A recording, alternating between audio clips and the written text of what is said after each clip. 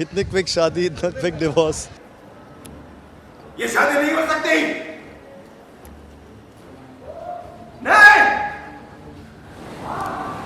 Please please हमें शादी करने दीजिए। कभी नहीं। मैं अरमान के बिना नहीं रह सकती।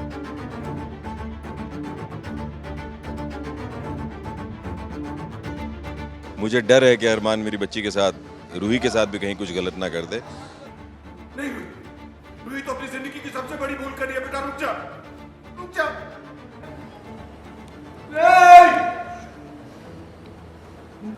शादी हो गई तोहफे की बात।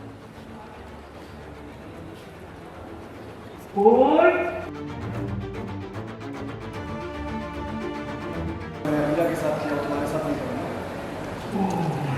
अरमान, मैं तुम्हारे बिना क्या करूंगी? प्लीज प्लीज मेरे साथ ये मत करो प्लीज।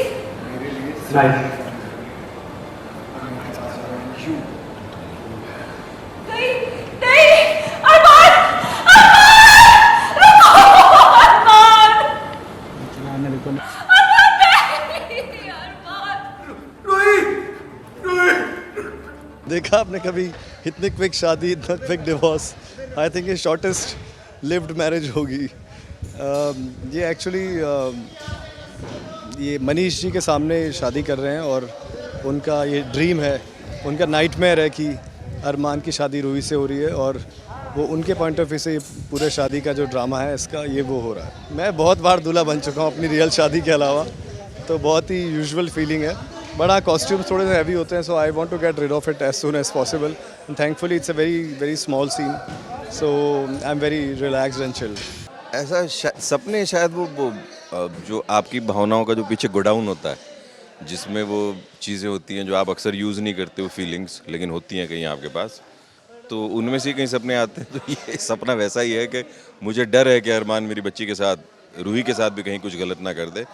और जो उसने अबीरा को डिवोर्स दिया है, तो उससे मैं कहीं घबराया हुआ हूँ कि अपनी बच्ची का हाथ उसके हाथ में नहीं देना है। तो इस सपना आया जिसमें मैं चाह के भी कुछ कर नहीं पा रहा हूँ, मैं हिल नहीं पा रहा हूँ, जैसे अकड़ गई है बॉडी, जैसे पैरालिसिस हो गया है, और मेरी नज़र के सामने वो पहले उसकी मांग में सिंदूर भर रहा है और शादी कर रहा है, और फिर कहता है गिफ्ट है तुम्हारे लिए, और फिर नेक्स्ट गिफ्ट जो है वो शादी को ख़त्म करने वाला है। तो सभी माँ बाप को एक घबराहट होती है जीवन में कि बच्चों के साथ कहीं गलत ना हो जाए, इसलिए बच्चों को जब खुद से दूर भेजते हैं तो बहुत घबराए होते हैं, क्योंकि माँ बाप हमेशा ये चाहते हैं कि बच्चे को कोई तकलीफ हो तो आप बस पहुँच सको उसके पास, इसीलिए अपने आसपास रखना चाहते हैं।